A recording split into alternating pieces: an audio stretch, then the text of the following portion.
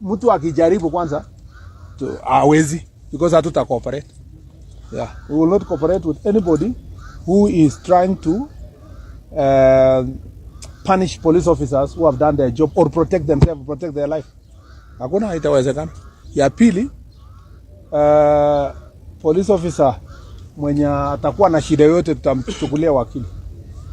Hakuna vile tutawacha ati police officer hangaike tu peke yake. Na mtaona hiyo maneno ikisonga. Bora tu usitumie sasa hii nafasi useme haya kwa sababu nitachungwa, acha niende nitembelee jirani hapo ni test. Hapana. Yani you already know kwa your standing orders what it means.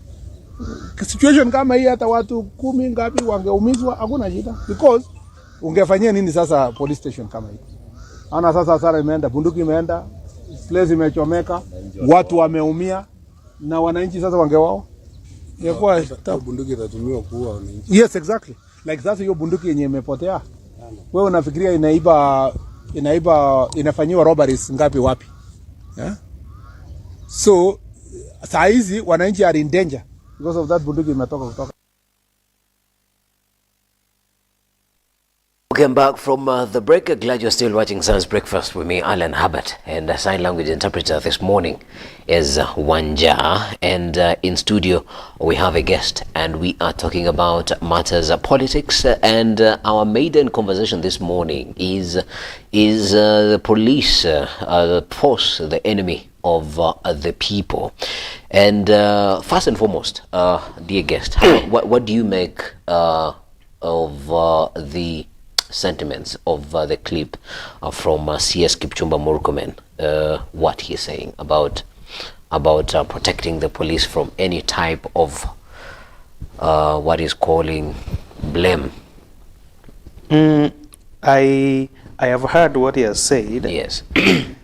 And if you look at the history of CSS, yes, or ministers who are in charge of that docket historically, the language is the same. Yeah.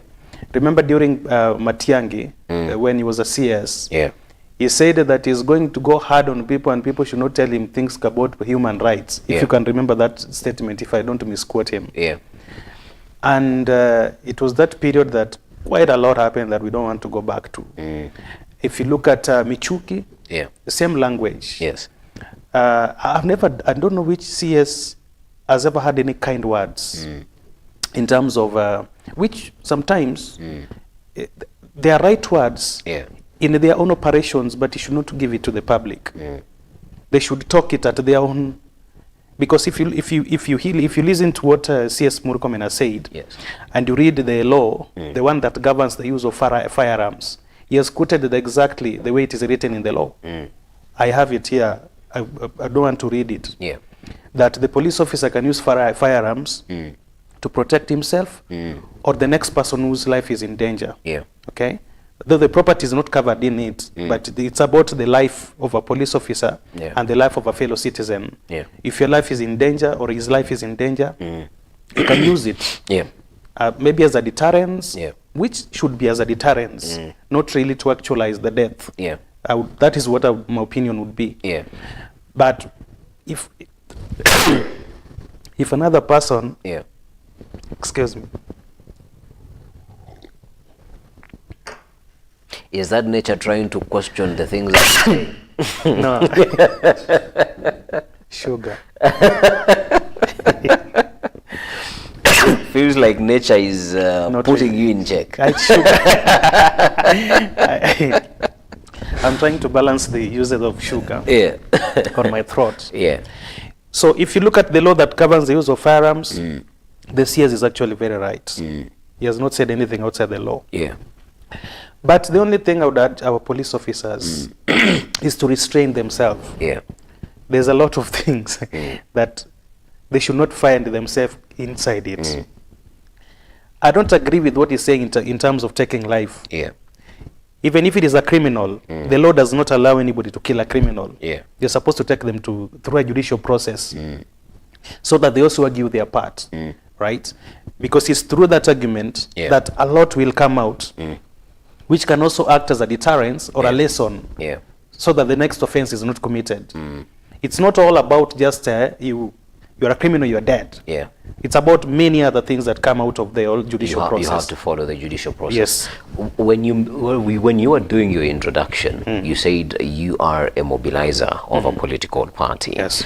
And when you talk about mobilization, this mobilization will agree with me sometimes either positive or negative when you have to push a particular agenda of a political party.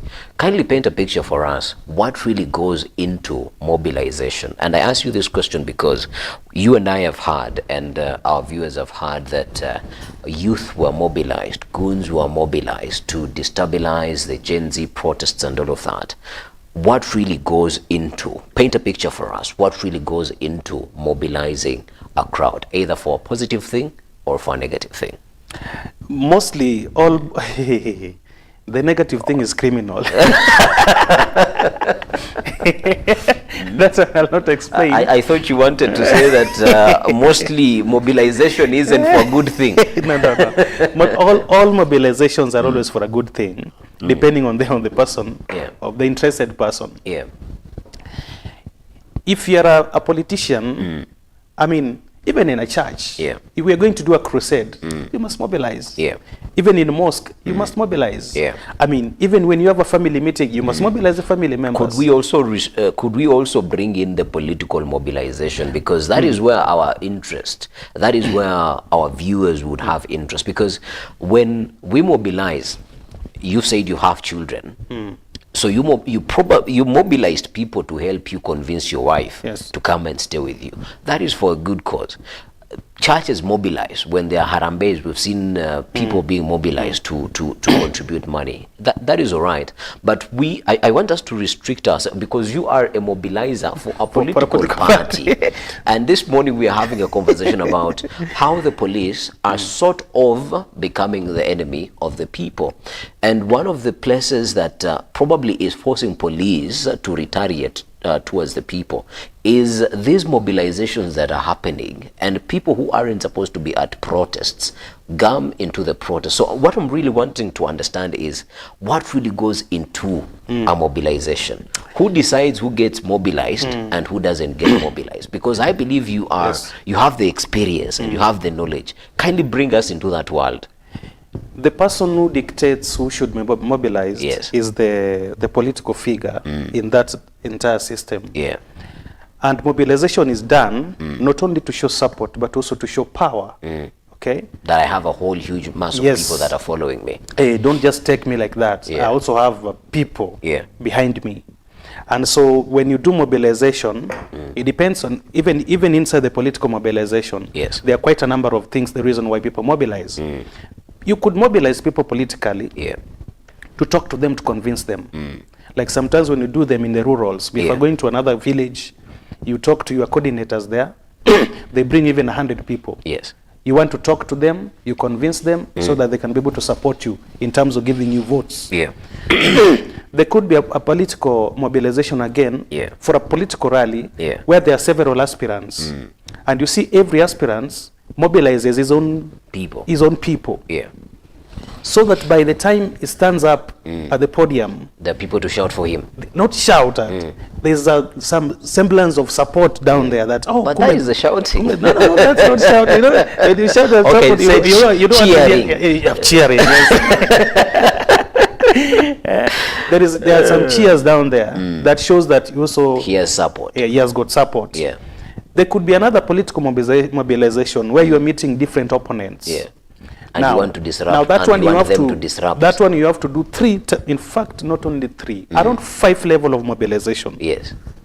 The first basic mobilization is having a critical mass, people who are going to cheer you in the crowd. All right. The second mobilization is your security system, where that because there are different opponents, there could be a misunderstanding in between, scuffle can erupt. So your protection and your security and the security of your logistics in terms of cars that you hired, your staff, those ones. The third mobilization, they are not your security per se, but they are your insecurity. Now that is the one that you wanted exactly. give us context. They are not your security, but they are your insecurity. To throw your opponent off balance, right? You destabilize their security, Yeah. and you throw them off balance. Where you appear like a warrior that you can fight, and nobody can tell you anything much in terms of, like, you're not a pushover. Okay?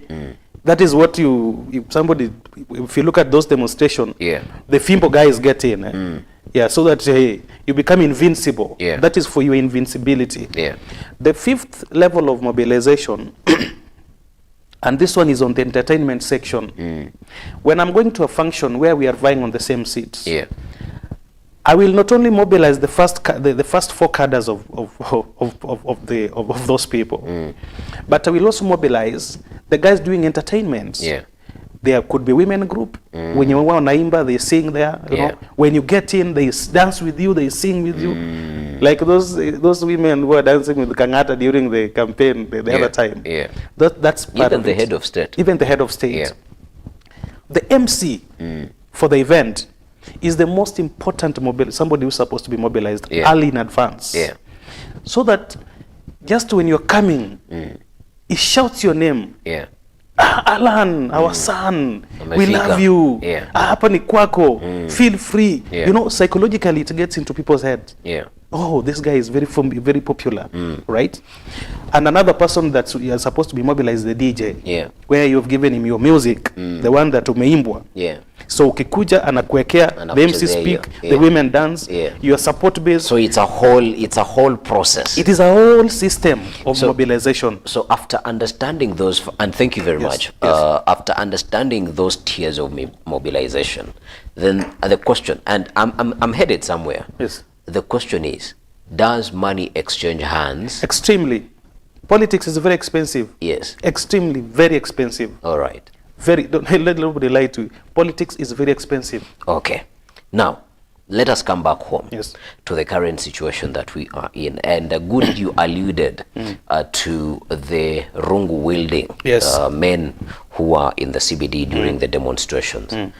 Didn't you find it very peculiar that these goons, and I would say that now this is mobilization number 4, where people now have decided, we don't know exactly who, but there is a powerful force, because I was having a conversation with somebody, and he is in the security business. I think he does number 2, because he provides security to political figures.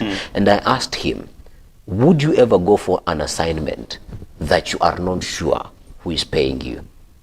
And his answer was no, he cannot. Even me. So thank you very much. I would not. Even you wouldn't. So then that means that there is a person, either in government, either out of government, or a public figure who had interest to make sure that goons infiltrated demonstrations. But now my biggest concern is, and this is where now we start implicating figures in government. How come there was a synchronicity in how the goons worked in relation with the police?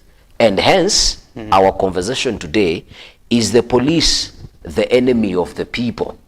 Because the police would have not been discriminative in terms of chasing away people.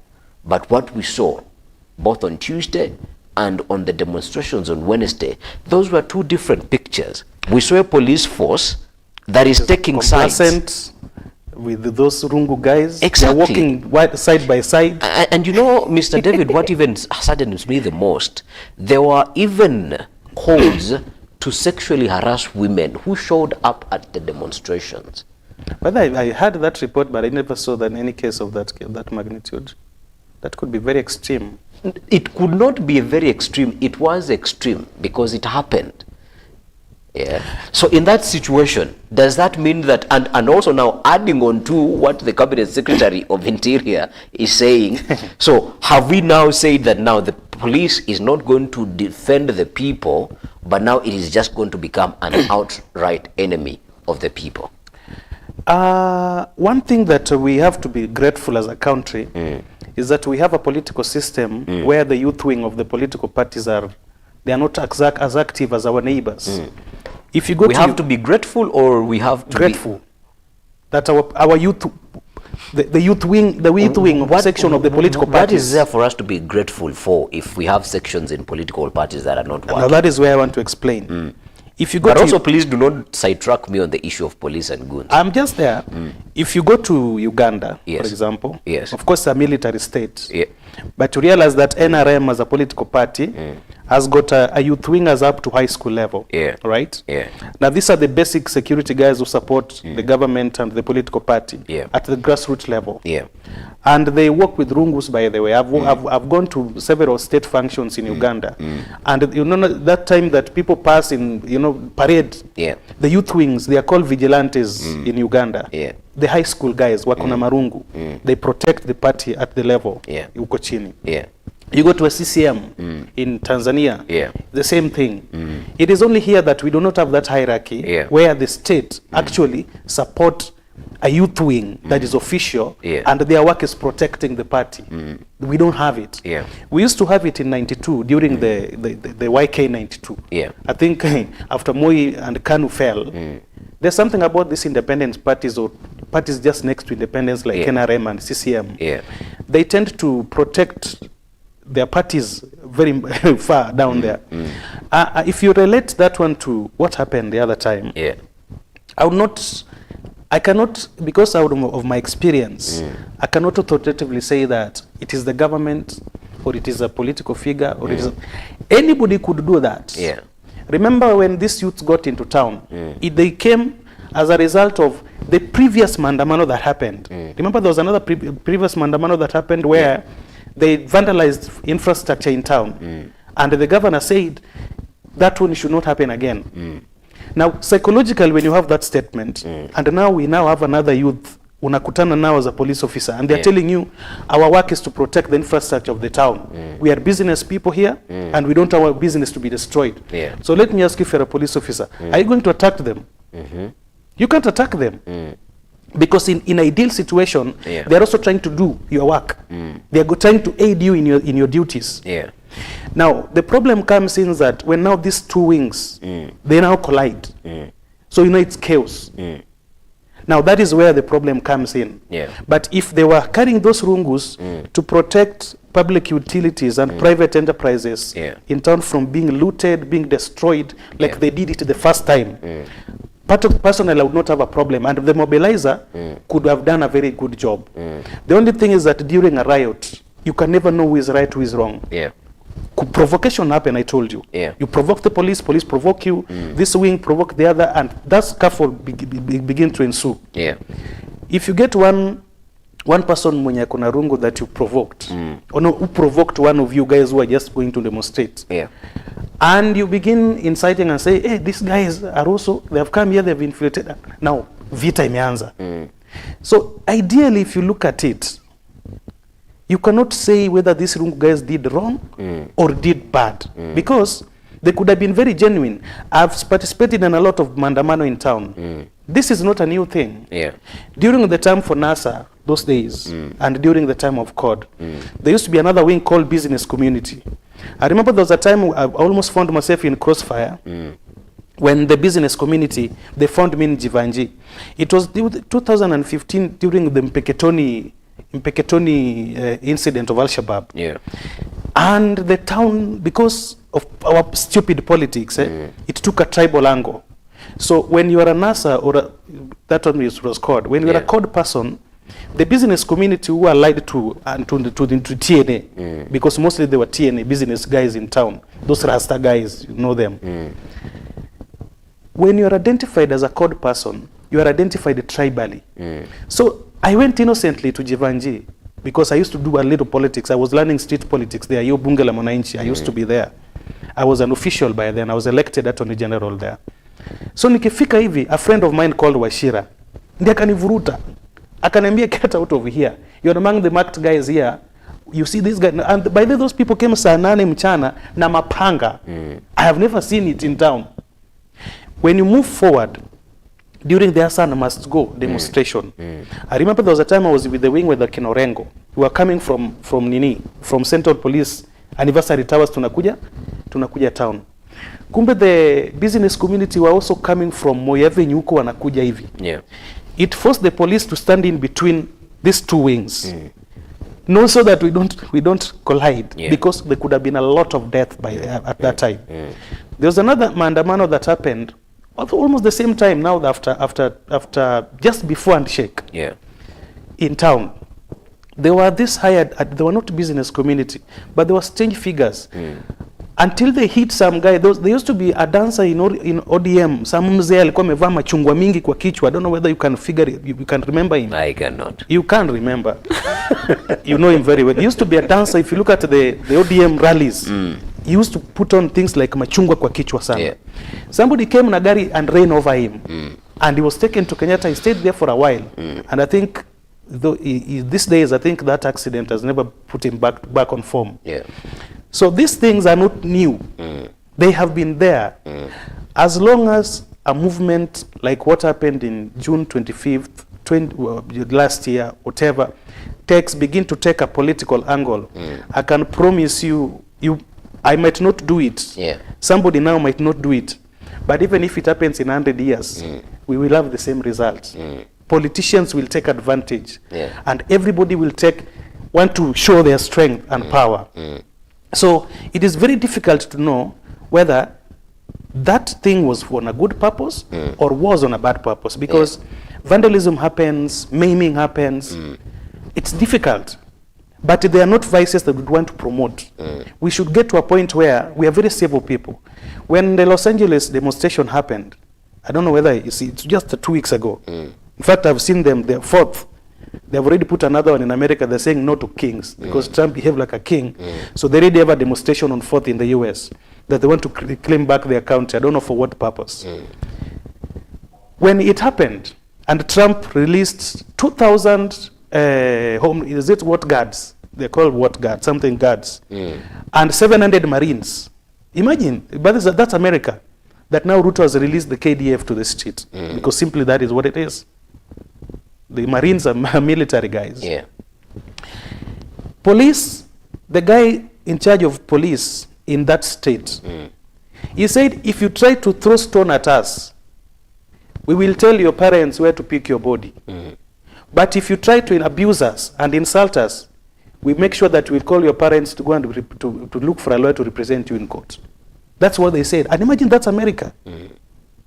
So I want us to know that sometimes some of these rights, the world is a very changing, it's changing, and that's why we always have to keep on checking our democracy, because it is always under threat at any time. We are not absolute, we are not perfect. Democracy we thought America was perfect in terms of their democratic principles. Look at what is happening there. Quite things that we're even better off. And therefore, me, in my opinion, this hiring and mobilization of goons and and security and insecurity, they will always be there, provided that the movement has taken a political angle. Because we have seen teachers demonstrate. None of those things happen. We have seen doctors demonstrate and nurses and all the trade unions, even the university students. We do not see infiltration where goons take center stage in terms of policing or fighting or becoming militant group. We don't see it. So then the police is the problem. We only see it. It's police, it's politicians, it's interested parties. So then back to our question of police becoming the enemy of the people. So the police has become the enemy of the people, because even those examples that you've given, watch all the demonstrations by nurses and doctors. They have been tear gassed and beaten up. By the police, yes. By the police. So then you are confirming that indeed our police force is the problem. Number one, you see, our police force is not trained on anti-riot. So then, if they are not trained, then you are confirming that the police is the problem. I think deployment. Because every time, for example, the guys who are specialized in riot management, Kama GSU, are deployed. Mr. David, we don't have those things. Help me answer this question. We pick wrong. Help me answer this question. If you say all these are true, then the police is the problem. Why? Because they do not have the capacity to handle the demonstrations. So then the police should not be deployed onto the streets to manage public the order, demonstrations and the public order until they are trained fully Yes. on how. So hence, somebody who is quote unquote bright decides, let me send you goons to help you do your job. Is that what we are saying? Is that what we are saying? I did not say that. No, I am drawing conclusions from what you have said. But anyway, even if you do not want to say it, the viewer will be able to tell us exactly what they think. But as we are winding up, Yes. this is what I would like for us to look at as a country. You have said that we aren't from a perfect democracy. And I agree with you on one point, that democracy evolves on a daily basis. How Uganda, Tanzania, the DRC, and all other African states and other countries across the world, how they look at the democracy might not be the way Yes. that Kenya looks at democracy. But there are principles that will still ground a country back to democratic ways. That's true. Yeah. And if then that is the case, then we must not say that because, you know, even some of the examples that you've used in Uganda, it's only that I do not want to call you out on air, Right. but some of the examples that you have used are preposterous. All right. It's And for that reason, I would like us to sort of have a way forward, because if we do not have a way forward, then this conversation would not have made sense. Yes. What are some of the things that we should then do or look out for? Say, you and I know, as you've said, brutality will not end. Demonstrations are not going to end They will not anytime end, soon. yes, yes. So what would you think would be a place, or what would be the ideal solution for a democratic demonstration where people show up on the streets and they demonstrate and they agitate? Because other avenues of agitation have been blocked. Because when you look at what happened in June 25th during that period, people were told, do not demonstrate, do not go to the streets. The young people of the country accepted. Where did they take their activism? On social media. But now even on social media, they were chased out of there, because however they did things that you wouldn't want to see a head of state done to and your leaders done to. But what other avenue of expression would they have had at that particular time? So when that right was taken away also, new stringent measures to measure to look at how social media is used and all of that. So the young of this country have this agitation in them. Where do you want them to take it in an ideal situation that they show up and they say, this is what we don't want, this is what we would want to happen? How would you think that is possible to happen when all avenues have been closed? I doubt if there is any avenue that has been closed that I'm aware of. I doubt it. How many people, do we live in the same country? Yes, we do. Okay. How many people have been abducted? And I'm not saying by the government, but how many people have been abducted because of particular social media content that they put out and they disappeared? How many? I don't have the correct number. Yes, but it happened. But at least we have the evidences that we can cite. It happened. Yes. So when you say you have not seen where these things have happened, my brother David, I told you, when I began, I told you Yeah. that these things will continue to be there as long as we are being ruled politically. Yeah. But then, Yes. and that I'm not disputing. Yes. But my question is, what I do not want you to turn an eye against is that these things are indeed happening. Yes, They are happening. they are happening. Agreed. Yes. But now, given, because the government is saying, And there's a caveat to my answer. I Yeah. forgot to override it. yeah, There's a rider. the government is saying, hey, dear parents, take care of your children. But we want to take care of our children, but then we cannot take them to school because there is a funding model that does not recognize certain demographics. How else do you want us to engage our children? You want us to take care of our children, but some of our children have finished universities. Unfortunately, they haven't gotten jobs. It is not your responsibility to give me a job, but it is constitutionally, you are supposed to create an environment where I can thrive. We are saying, or they are saying, some of the taxes that you are putting in place, they are limiting the ability for us to be able to.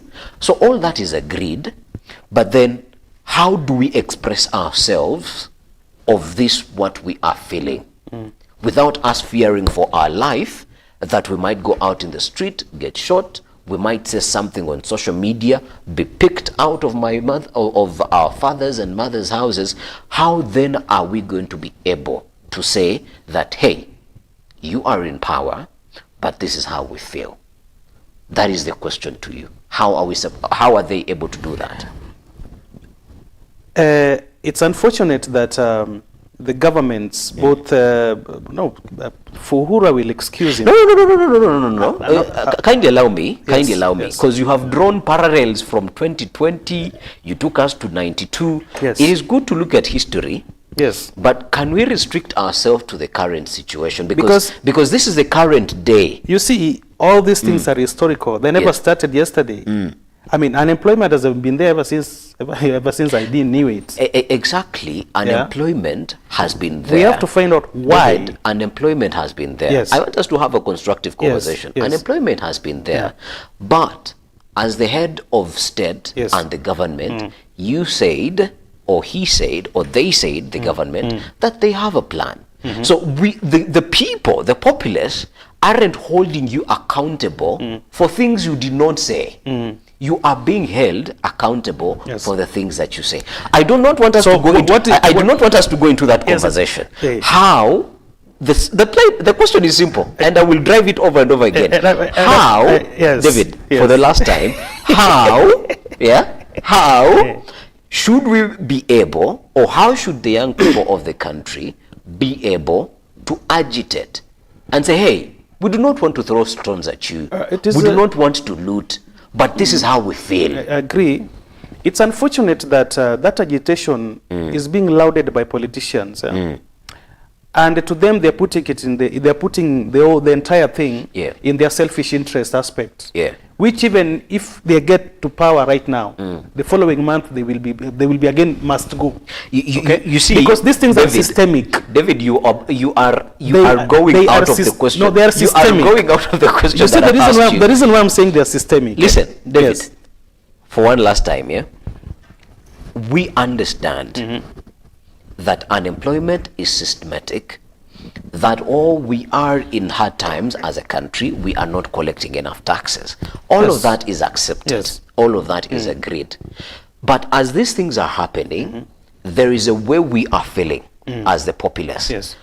You are having a crackdown on all avenues for us to be able to showcase our dissatisfaction with the government. We do not want to throw stones at the police. We do not want to loot fellow Kenyan businesses. My question is very simple to you, David. How do you think the young people of this country should be able to show that they are dissatisfied? Good. Number one, they should continue. Now you are talking. They should continue with their online activism. Yes. Okay. Because we have realized that when it goes physical, it turns into something else, right? And we don't want to lose more life. Agreed. How then do we safeguard their lives? Because if now they go onto social media and online activism, we are seeing, for instance, the top headlining story in the Standard. Yes. So how do we then guarantee their security as well? That's a very difficult question. Exactly, and that shows you, I'm putting you in a corner for you to realize that unfortunately we are in a place where nobody wants to listen to anybody. Yes, the young people don't want to listen to the government, and the government don't want to listen to them. So then where are we left as a country? That is the final question. Where are we left as a country? And me, that's my extreme worry, because if we continue like this, we are going to normalize disorder, and it will not be a good culture to us. Both internationally, it will affect. I mean, it will affect a lot of things. You don't be shocked that if we continue with the same disorder, even certain countries will begin You see the way US is very reckless. Yeah. Sema tu no, Kenyans cannot come here. Yeah. Okay. The US is not reckless. I'm just giving an example. Yeah. Of course, Uganda, those ones, we can still go through another bush and we get there. But we're looking at where with our reputation, you as know, a country. we our democracy is admired across. The way we are freely, we can express ourselves freely. Yeah. I will tell you, Alan, I know you have traveled. Yeah. You know, sometimes we can look at our country and we think we are living in hell. If By the way, we walk out by here, the way, David, by the way, David, now you see, you are speaking as a typical politician. Okay, you say No, you no, are in truly. politics. You are speaking as a typical politician. Yes. If you are really listening to what the people are saying, I'm listening they to are them. they are appreciative of the country. Yes. That let me go personal. Yeah. Let me go. They love their country. Let me go a little bit Yes. personal. If you are in a marriage, all right, and you have the most beautiful woman, but unfortunately they do not know how to cook, are you going to look the other side? I'll put a maid. No. You might not put a house manager, but you would put mechanisms in place before you resort to that. Yes. As a responsible husband, you will try and remedy the cooking situation, skills yes, of yes. your wife. But you're not saying, I do not like or I no longer love my wife. And that is the same thing that Kenyans are doing. They are saying, we love our country, Kenya. Because if you see the wars that they fight on social media, they said they would never want to spend a day in Uganda.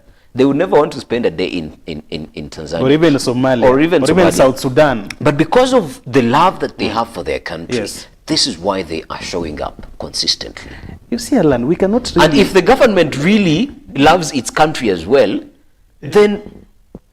You see, Alan, you see this 10%, this called so-called Gen Z. No, they're not so-called. They are young people of this country. Because they are mixed up. They are millennials who have also overlapped into Yeah. them. So we always call them Gen Z uprising. And by the way, also let me get But this everybody straight. arrested, you look at them and say, this one is The Gen Z, I think you have to look for something that would move, because when you look at across the world, there was this uprising of young people. But whoever is on the streets is not only the young of this country, but also millennials are in there, because honestly, Maraga is not a Gen Z, but because they wanted to find a common grounding, so that they can move this movement. Because if this was called the Millennial Revolt, who cares about you, a millennial? Who cares about me as a millennial? We are the Nobody. majority. We are the majority. You are in the majority, but we are not going to get into that conversation right now. I'm looking at it in terms of because you see, as I told you, and I will repeat it as a way forward. So that we put this thing into proper context, and I will urge all the young people who are proactive in terms of their governance and whatever thing, what to engage political parties, because that is the only constitutional way that we can be able to make changes from inside. If we fight from outside, those people inside will fight against us, and we will not listen to each other, because I want to take their position, they want to protect it. Let us get inside political parties. Let us vibe oppositions. If we are serious at all that we want to change this country, let us get into political parties. You see, the liberation, the first liberation and the second liberation. The first one, they fought through civil society with arrangement outside, outside CAN, when it was one party. So when Moi opened the space in 92, the second liberation guys now formed parties, and they get into the political system. Wakina Kiraitu, Wakina Martha, Wakina Raila, Wakina Mwite, all that lot of second liberation, Wakina Orengo.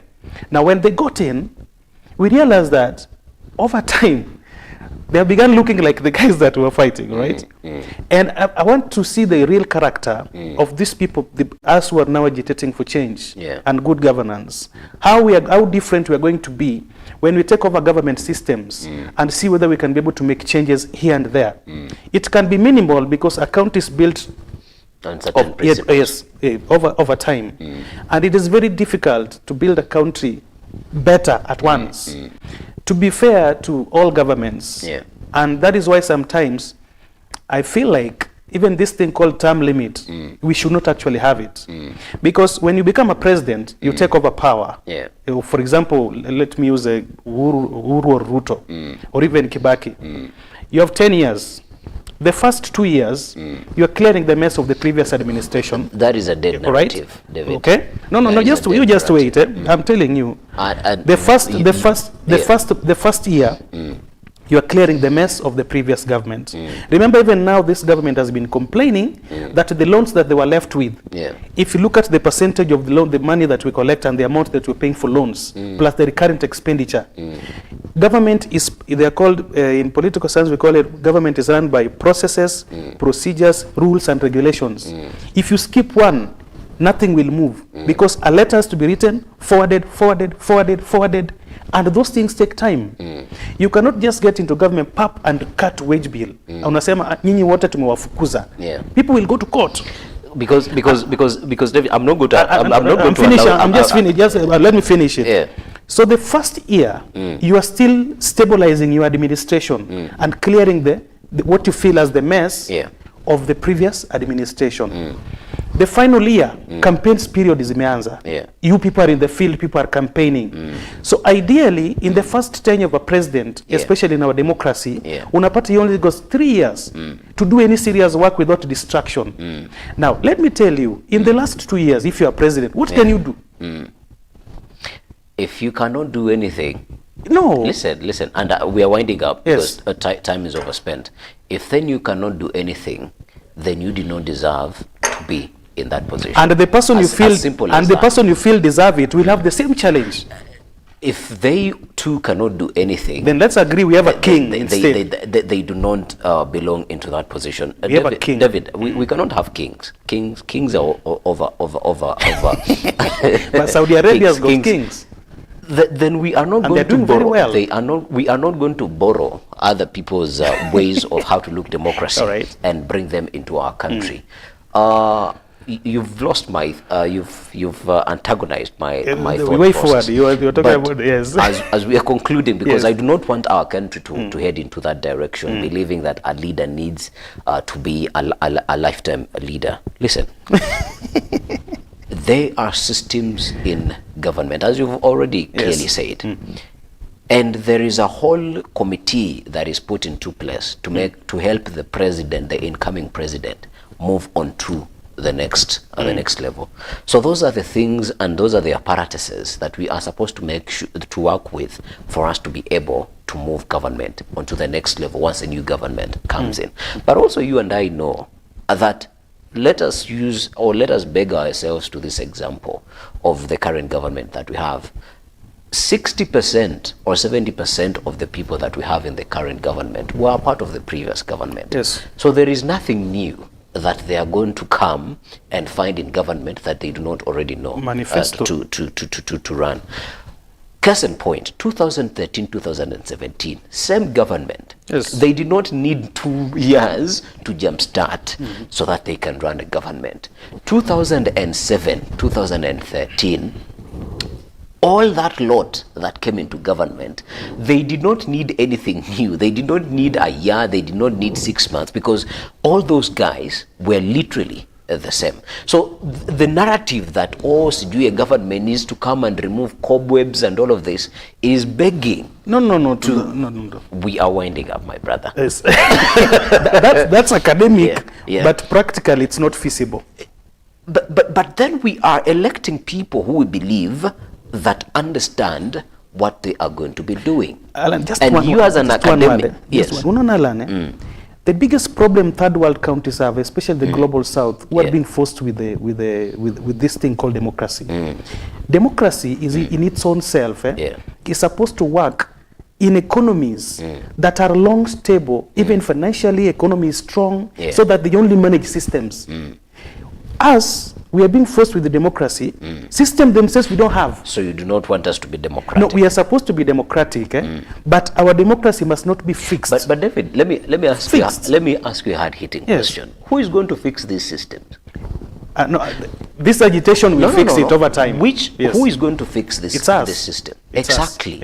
And that is what I'm saying, that these guys do not need a whole 2 years to paint the rooms that they are phone. If you look at Europe, because when you look at, say, this president that we have currently, he has been in the system since 1992. What new thing is going to happen under the sun that he does not understand in government? Be honest. No, be honest. No. What new thing? No. The current deputy Things change president, daily, yeah. the current deputy president, Yes. he has been a member of parliament, he has been in Senate, In he has been administration. in administration. What new thing does he need to be able to deliver? Those are the questions that we are asking ourselves. 30 seconds for your closing remark. All the development. This is the closing remark. Yes, the closing remarks.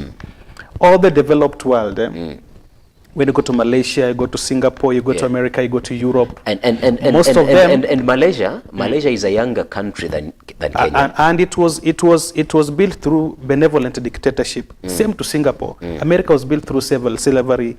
Europe was built through slavery and dictatorship from Spain. Yeah. All over the world. Yeah. If you look at countries that have developed some semblance of benevolent dictatorship takes center stage. Yeah. Because if you want to build a road here, if I'm not the benevolent dictator, you'll take me to court. Yeah. A thing that was supposed to take 2 years will take 10 years when we're waiting for court judgment. Life continues, people will continue to complain. Yeah. Sometimes government becomes slowly, I mean it works slowly because they say the wheels of justice, they roll slowly but they will get to you. Yeah. One thing that I would urge our fellow citizens, that we should not give up on our country, we should not give up on our government. We, in as much as we should put them on toes, but we should also be very patient, and we know that in 2 years you cannot get everything that was promised. Yeah. Somebody is elected in 5 years. If we don't like him, when 5 years elapsed, elect another person. Yeah. But the most important thing I will tell my young people that join political parties.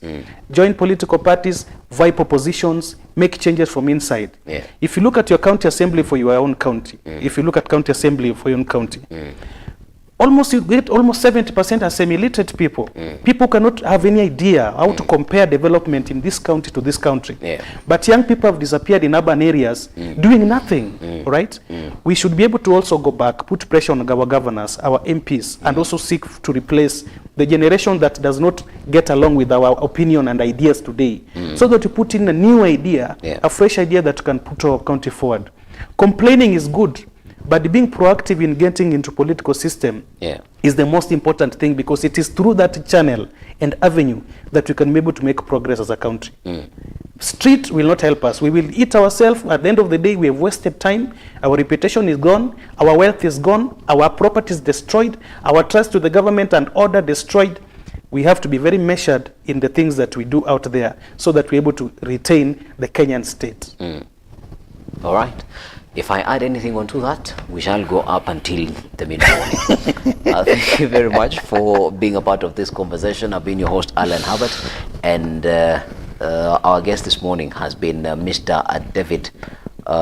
It's David Oyola. O-Y-O-L. O-Y. I want to call you Ochola, but it has been Mr. David Oyola, and the sign language interpreter has been Wanja and Esther Kendi. Let us see.